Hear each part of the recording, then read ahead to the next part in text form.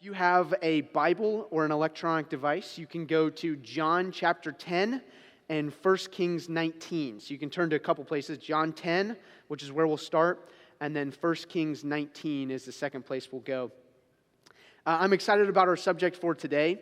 I originally prepared this message for a sermon series that we were doing within real life after hearing a sermon on this same subject from a pastor that I listen to frequently.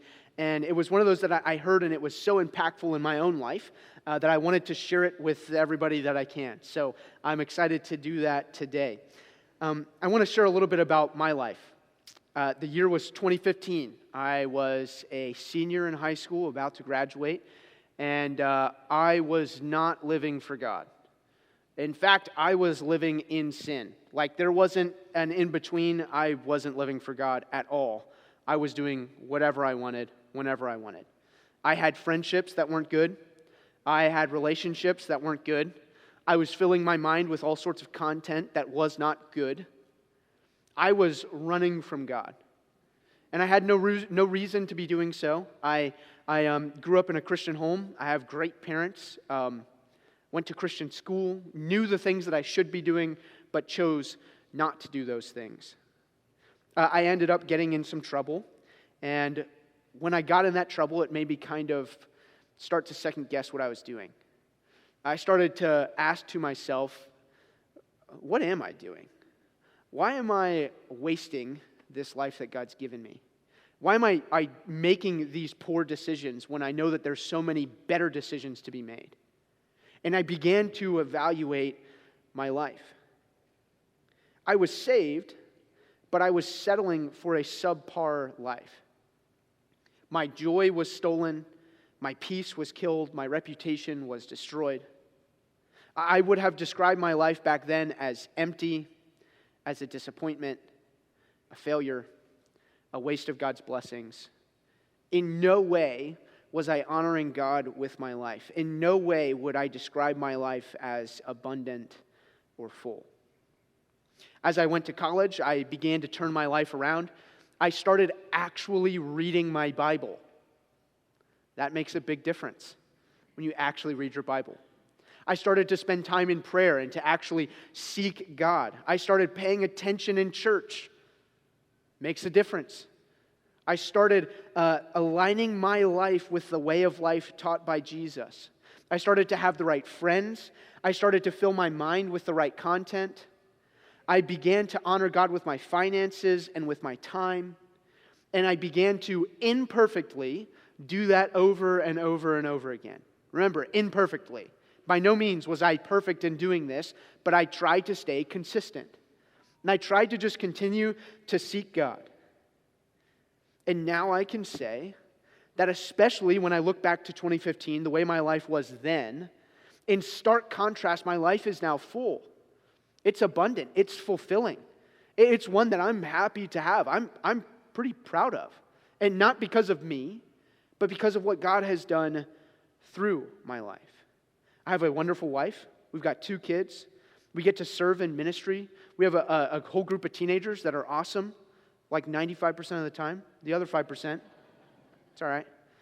Group of young adults, they're awesome like 97% of the time. It's pretty cool. It's great. God has blessed. I'm emotionally and mentally healthy more than I've ever been in my life. I'm physically healthy. I'm on a trajectory of spiritual health that's drawing me closer to God. Like I'm growing as a person, as a leader, as a Christian, as a father, as a husband. I'm growing. My life is full. It's abundant. And there's only one reason for the fullness that's in my life, and it's not me or anything that I've done. It's by the grace of God. It's only Him. It's only Him and me allowing Him to work in my life that has led to this fullness of life. I think we all want to have a full life, but it's something that we maybe struggle with. This brings us to John chapter 10. Jesus is speaking to His disciples here, and He says this starting in verse 1. He gives them a parable. He says, "Verily, verily, I say unto you, he that enters not by the door into the sheepfold, but climbs up some other way, the same is a thief and a robber. But he that enters in by the door is the shepherd of the sheep. To him the porter opens, or the gatekeeper opens, and the sheep hear his voice. And he calls his own sheep by name and leads them out. And when he puts forth his own sheep, he goes before them, and the sheep follow him, for they know his voice. And a stranger will they not know, but will flee from him, for they know not the voice of strangers. Now, many of us already know this story. We already know where Jesus is going with this. But can you imagine with me the disciples? They're hearing this for the first time. They don't know where he's going with this. And so Jesus is talking to them. He says, hey, there's a sheepfold, and there's sheep in it. And people have tried to come in, but they climb over the fence and stuff. They don't go in the right way. They're thieves and robbers. And then there's a shepherd. He enters into the gate. That's the right way to go in. And the sheep know the shepherd's voice, and so they'll follow the shepherd. Deep spiritual truth there, right? Like, you just imagine the disciples are like, okay, all right, what do we get from that? And in fact, that's exactly what they ask. In verse 6, it continues on, this parable spake Jesus unto them, but they understood not what things they were which he spake unto them. They didn't get it. They didn't understand what he was saying. Then Jesus said unto them again, verily, verily, I say unto you, I am the door of the sheep. All that ever came before me are thieves and robbers. But the sheep didn't hear them. I am the door. By me, if any man enter in, he shall be saved, and shall go in and out and find pasture. You see, Jesus says to them, hey, I am the door. I'm the way in. If sheep are going to come in, if they're going to experience this fullness of life, this abundant life, then it has to come through me. And anybody that came before me was an imposter. Anything else that ever claimed to say, hey, if you do this, if you say this, if you act this way, then you will have a full life. You'll have an abundant life. Anything else that ever made that claim was fake. It was a phony. It was an imposter. Jesus is the true way in, and anyone who puts their trust in him enters through him. They will be saved and experience freedom. Jesus continues on in verse 10. He says, the thief comes not but to steal and to kill and to destroy. That's all the thief does. But I am come that they might have life and that they might have it more abundantly. And this is the difference with Jesus, right? Giving your whole life to him will result in an abundant life. Giving your life to anything else will result in theft, murder, and destruction. There's two extremes. There's a thief that comes to steal, kill, and destroy, and there's Jesus who comes to give an abundant life, life to the full, a life of satisfaction, fulfillment, and purpose. Jesus offers this abundant life, and the thief wants to take it away. And the thief that we all think of is Satan, right? And we're right in thinking that. Satan is the thief. Like, he's the main thief. He's the guy who's going to come in and steal these things away from you. But he uses many different tools, many different things. Some other thieves that maybe aren't the main thief of Satan. Some other things that could come in and can steal, kill, and destroy. Today we're going to look at one of those things that can be a thief. Something that many of us would not even recognize as a thief. A very sneaky, seemingly innocent. However, just like any other thief, it can be deadly to our spiritual health. Today, we're going to look at the thief of noise. The thief of noise. Now, when I say noise, I don't just simply mean noise like you hear the sound of my voice talking right now, noise. I mean the things that come in and pull our focus. This design, it's kind of hard to read the word noise. That's because there's a lot of visual noise in that design that makes it difficult to see. It's hard to tell what exactly you're supposed to be focusing on because of all the noise, all the distractions that are there. That's the noise that we're talking about today. In 2003, there was a Christian band called Switchfoot who wrote a song called Adding to the Noise. Adding to the Noise. I love music. I love listening to music. If you want to listen to the song, you're welcome to go listen to it. called Adding to the Noise. Here's what they noticed in 2003, which, by the way, I'll mention, is a very different world than it is in 2024. 21 years ago, a lot has changed. A lot of time has gone by. They said this: what's it going to take to slow us down, to let the silence spin us around? What's it going to take to drop this town we've been spinning at the speed of sound? Stepping out of those convenience stores, what could we want but more, more, more? From the third world to the corporate core, we are the symphony of modern humanity. And then they say this in their song, about their own song: if we're adding to the noise, turn off this song. How many songs do you know that like it plays and they say, hey, turn this song off? That's not really a popular lyric, right? If we're adding to the noise, turn off this song. If we're adding to the noise, turn off your stereo, radio, video. In 2003, Switchfoot realized something. The world is a noisy place. There's a lot of things that can take our focus off of what's most important. And again, when I say noise, not simply actual noise, but anything that begins to steal our focus from God. Maybe you've experienced needing to focus, but there was too much noise, like actual audible noise happening. Maybe you've been driving in the car and you've got your tunes going, whatever it is. You're listening to the radio, Spotify, whatever it might be. You're listening to music, and then it starts to rain, and then it starts to pour. And it is like thundering and storming and like winds blowing, all that's happening. You know what I typically do? I don't know if maybe I'm the only one. I reach for the knob, turn down the volume. Because there's too much noise. Too much for me to focus on everything else that's happening. Maybe you're driving in traffic and it gets kind of crazy at some point. You might turn off the radio or turn down the sound. Because there's too much happening all at once. A lot of noise. Maybe you've been to a restaurant or some sort of social environment and you're talking with somebody, but there's a lot going on around you, a lot of noise, a lot of different things happening, and you're looking at them, they're talking to you, you see their mouth moving, but you're like, I didn't get anything you just said. Can you please repeat that? Why? Because there's too much stuff, too much noise around us, distracting us from what's important. Think about it this way. Kind of the buildup of noise in our lives.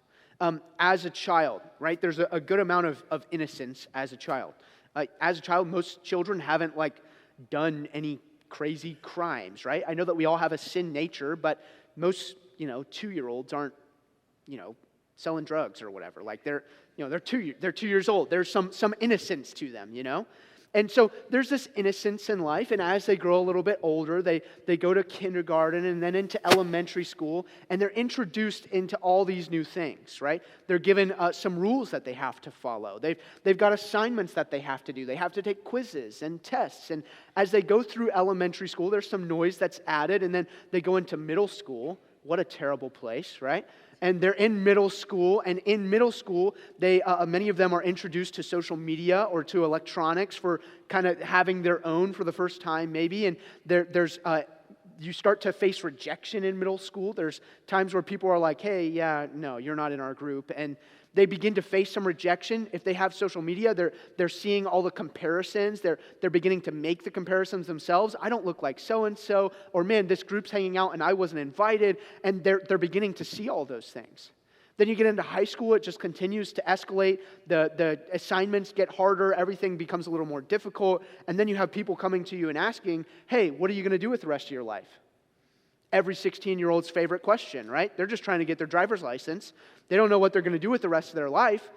And then you go from high school, you go to college, or maybe you go straight into a career. But if you go to college, the stakes are a little higher. It costs more money. The classes are harder. The social aspect of it is different. There's some more experiences that you're going to go through. And then after you graduate college, you go into this career. You start working. You work really hard. As you're working really hard, you do really good. And then you get promoted, which means you have to work harder. And you get more work to do. Maybe you have a family, you've got a wife and kids that you've got to spend time with, that you've got to share this time. You've got to make sure you're taking care of them. You want to be a leader for your children. You want to do what you need to at the house. And then your car breaks down, right? That happens. Our car's squeaking. I don't know why, but it's squeaking. That's kind of like a nervous thing, right? Just added noise, literal noise, but also like, how much is this squeak going to cost? You know, it happens. And then as you're going through your career, you're dealing with your car problems, somebody asks you, hey, how's your retirement looking? Oh yeah, my retirement. Maybe I hadn't even thought about it. And there's all this stuff, all this noise, all these different pressures, these things in our life that can steal our focus. How many of you have ever felt like there's just too much going on? Just too much. So much so that you just can't focus on what's important or get a hold of what you should do next. Noise. I want to help define it a little bit better. Noise. The things that distract you from the abundant life that God offers you. The things that distract you from the abundant life that God offers you. This could be general busyness. You're just too busy. It could be social media. It could be TV. Sports that you play or sports that your kids are in. It could be that you're chasing after accomplishments, whatever the next thing is. It could be your work. It could be games. It could be fame, hobbies, the pursuit of money. Any of those things, and this is not some exhaustive list, but any of those things can just be a distraction. Something that isn't necessarily bad or evil in and of itself, but it's just added noise, added distractions within your life. I want to illustrate this one more way before we get into some of the truths for today. I've got a track that they're going to play, and they're going to play it, and as they play it, I just want you guys to listen to the sound of my voice. They're not going to increase my volume or decrease my volume at all. I just want you to try to follow me. So guys, go ahead and start that. So I'm just going to keep talking. Like I said, I'm not going to increase my volume or decrease it, but there's going to be some added noise. And as you try to listen to me talk, no matter how intense you are, it's going to get more difficult because there's added noise. And it's the same way with God. As God is control, He's going to be adding all those things. And as you listen to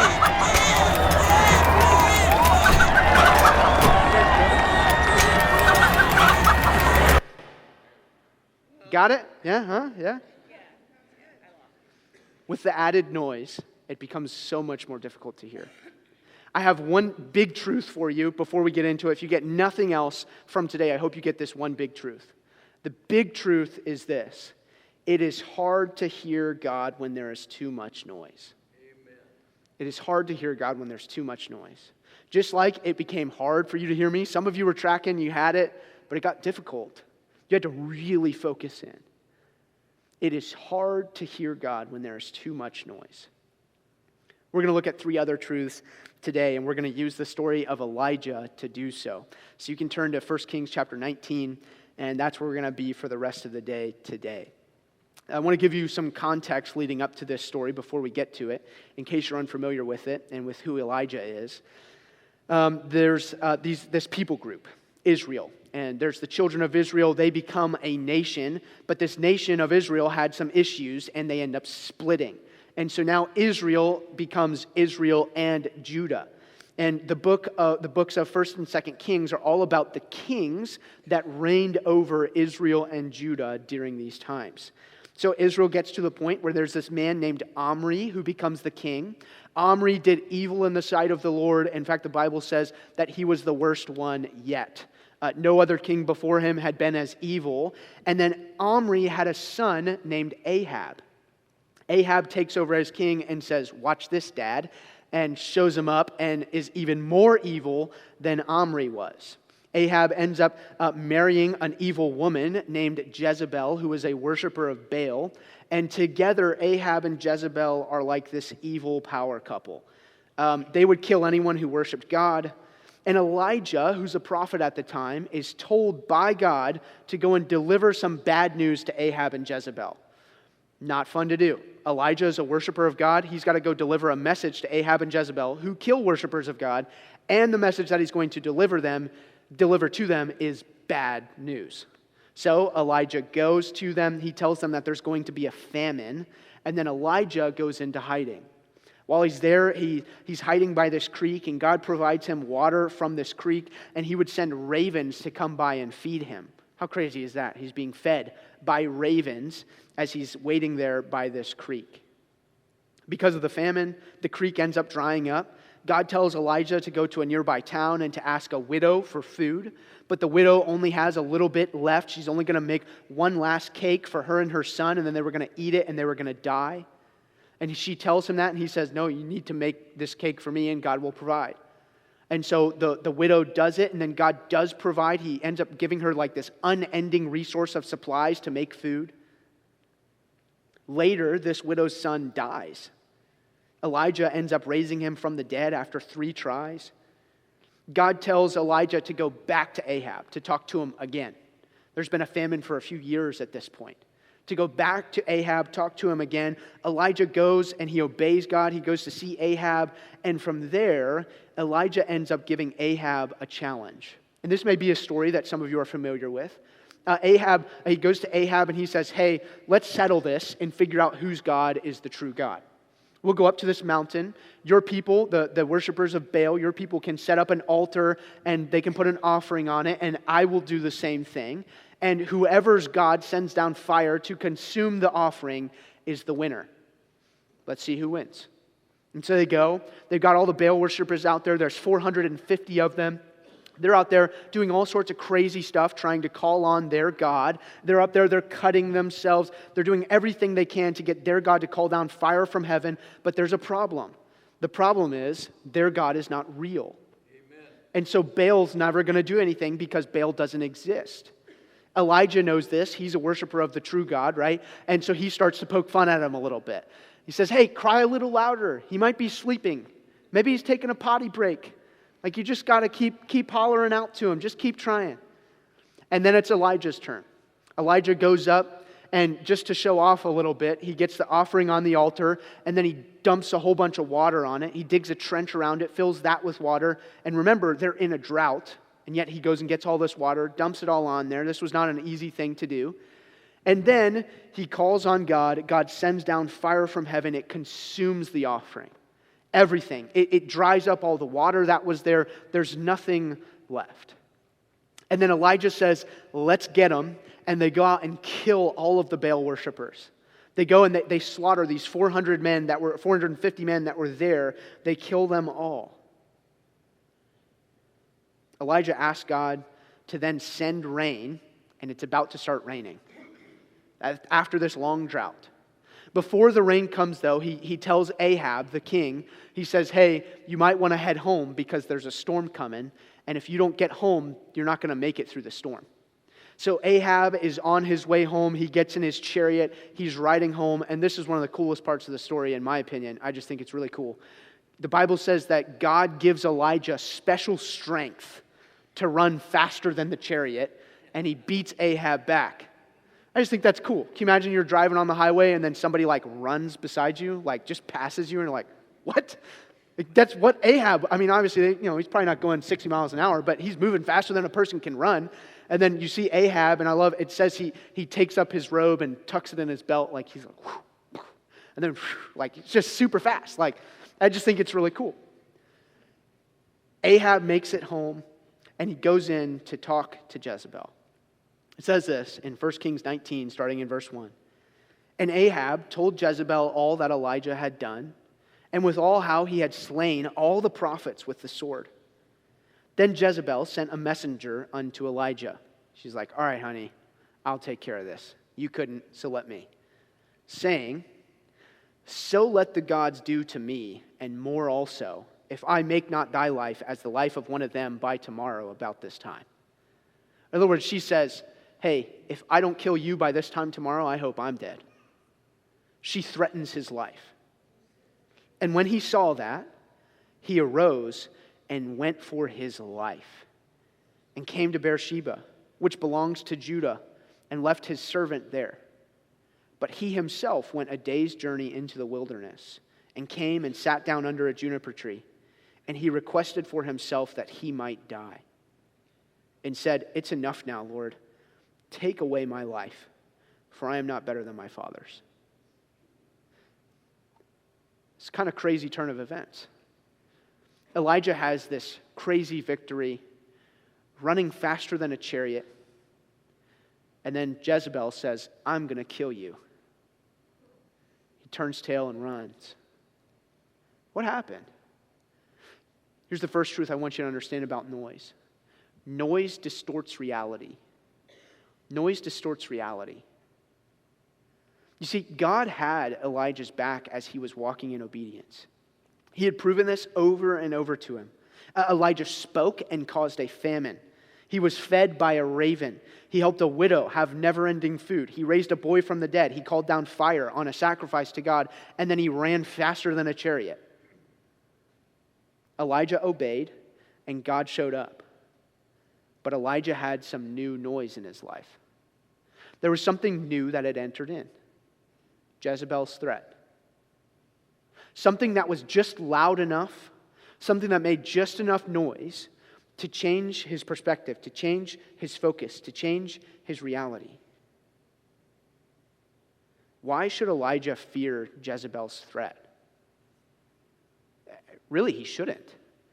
God has led him through every step of the way. This is probably not the first person to threaten Elijah's life. And all of a sudden she does, and he falls apart. It's because noise distorts reality. God ends up sending an angel to take care of Elijah. He gives him food, tells him to rest. And then God sends Elijah to a place called Mount Horeb.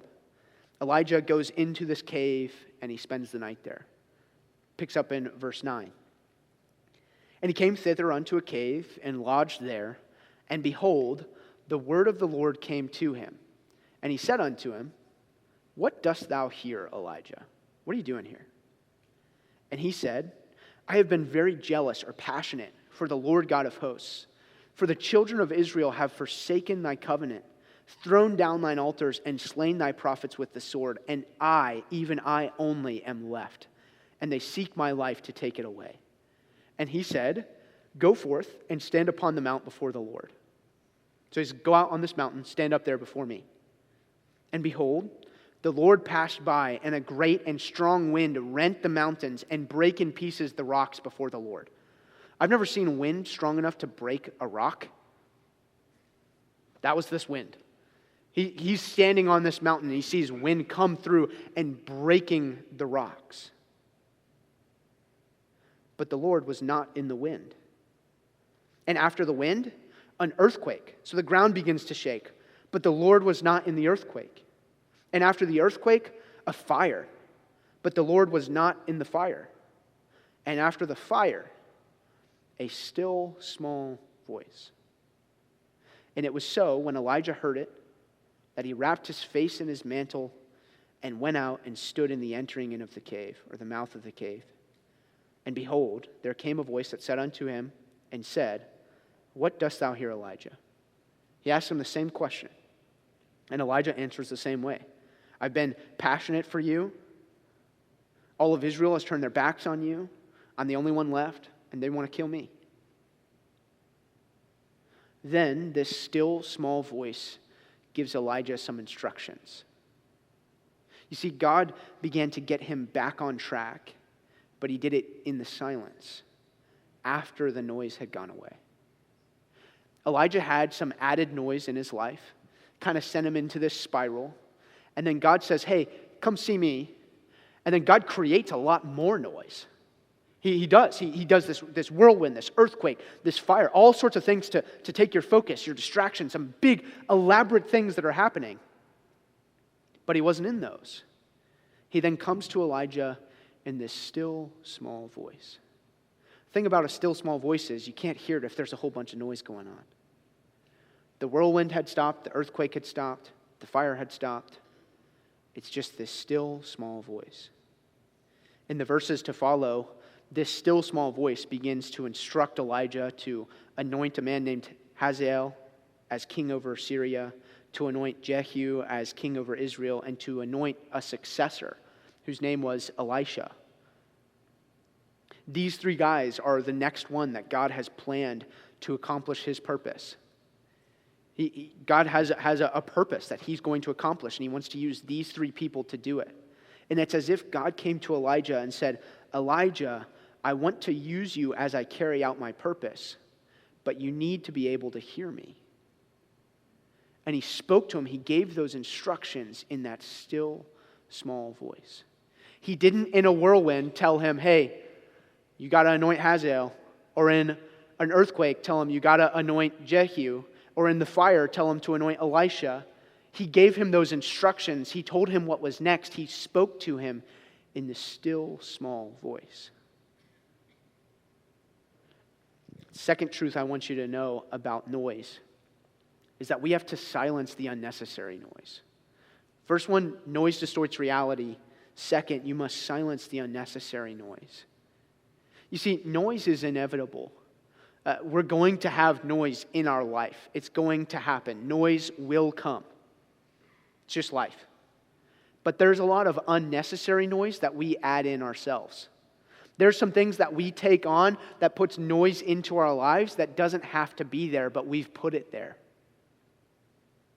On my phone, I don't have any social media apps. I have social media, but I don't have the apps on my phone. You know what that means? That means I don't get the notifications to my phone. I just don't. And I'm not saying that that's like some super spiritual thing to do. I'm not saying that at all. I'm just saying that's some added noise that I didn't need.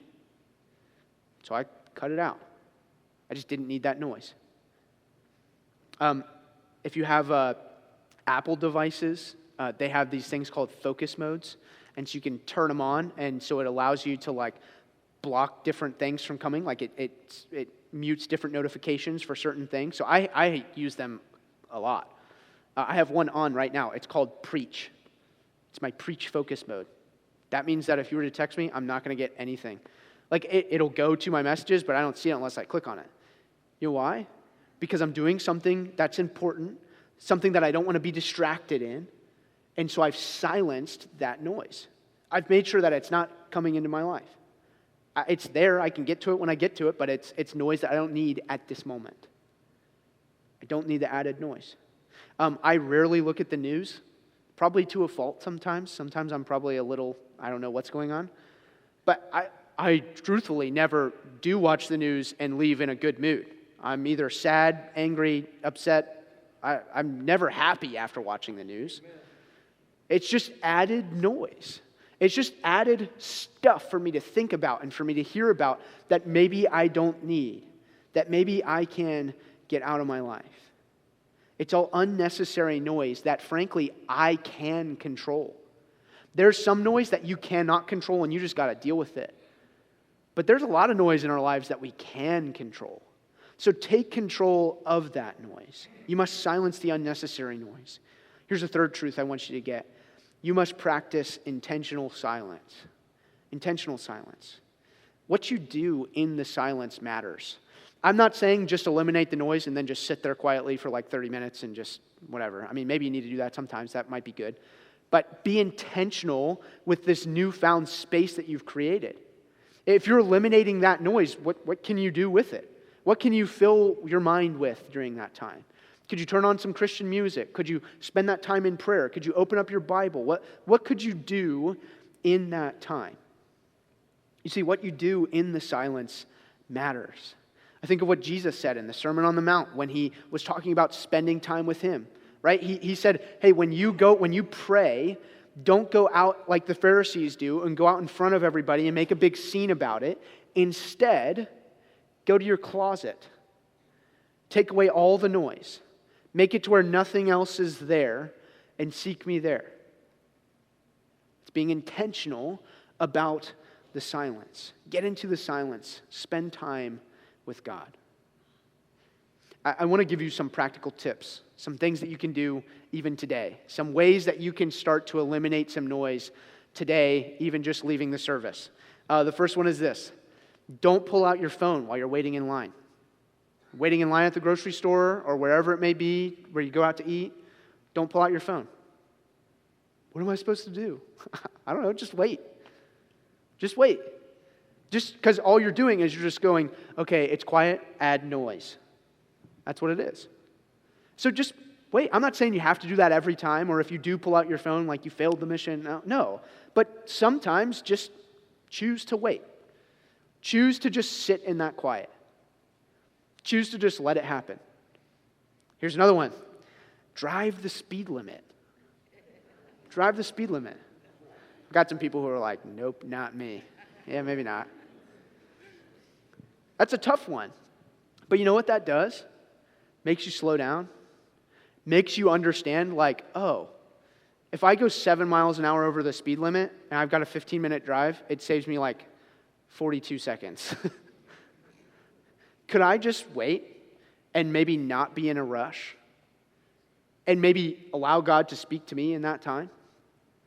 And again, I'm not saying you got to do this all the time, but maybe during those times when you know life is too busy, there is too much going on, maybe on that day, just drive the speed limit.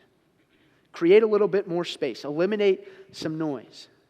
On that same vein, maybe use your commute to talk with God.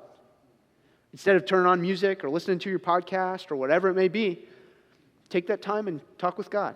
Again, I'm not saying you got to do this every time. It'd be great if you did, but even if you just did it sometimes. The times when you know, man, I got a busy day. Instead of music, I'm just going to talk with God and tell Him about everything I got going on and ask Him to help me. That may be one of the best things you can do. Limit notifications on your devices. Even if you don't have an Apple device, you can still, on any phone, I guarantee you can do it. You can go in your settings and turn off notifications for certain apps. Like some of, I get them, I used to get them all the time. I turned them off. But every now and then my phone would go, da-na-na, da-na-na. What's that one? ESPN. Yeah, you guys know it. You know it already, right? And half the time it's not even something I care about. And I'm like, you know what I did? I just turned off those notifications. Because it was just added noise. Something that I didn't need distracting me, pulling me away. To the teens and young adults in the room especially, don't be listening to music constantly. I love music. I listen to music all the time. Hear me on this. You don't have to listen to it constantly. Sometimes, maybe just take a break. Just pull out those headphones. You guys are all looking at me like, wait, seriously? Yeah, just try it. Just try it sometimes. Even if you do it for 10 or 15 minutes, you're walking somewhere and you're like, I want to listen to music. Just choose not to that time. See how it goes. See if maybe God kind of shows you something, or if maybe you notice something that you didn't notice before. Again, I love music. I listen to it all the time. But sometimes, just take the headphones out. Just be willing to eliminate some noise. Go for a walk alone. Don't bring your phone with you. Just do it. Some of the best talks that Lydia and I have ever had are just when we're out walking together. Could it be that some of the best talks that you and God could ever have could be while you're just out walking together? Just take that time, walk, look around. It's a beautiful place outside. It really is. Just look around, enjoy it, eliminate that noise. Leave margin on your calendar. Maybe you know that your schedule is super busy. You've just got a lot going on. Maybe look on your calendar and find something that doesn't have anything there, and then fill it up with an event that just says margin. So that way, when you go to your calendar to put something there, you know, I can't. I'm just leaving some space there. Why? Because sometimes there's too much noise, and sometimes we just have to be willing to create that space on our own. Most importantly, ask God for help. You've got to ask God to help you. You got to ask Him to show you where you can create that space, to show you where you can eliminate some noise. Let Him lead you and guide you, because it'll be something where you'll be like, hey, I heard that message, I asked God to help me, and then you'll be doing something, and it's as if God will say, yeah, do you really need to do this? It's like, all right, maybe that's what I need to cut. Maybe I need to just eliminate that or limit that some, so that way I can have some more time to be able to hear God. God offers us a full life, but there are thieves. The thief of noise is sneaky and seemingly harmless, but he can swoop in and kill your spiritual health. Let's not let that happen. Let's not let that happen. We have that in our control. It's going to take saying no to some things, but sometimes it is so often where I hear from people, hey, where you been? I haven't seen you in a few months. It's like, life just got crazy. There was too much noise. Too much noise. And they were pulled away from the thing that's most important.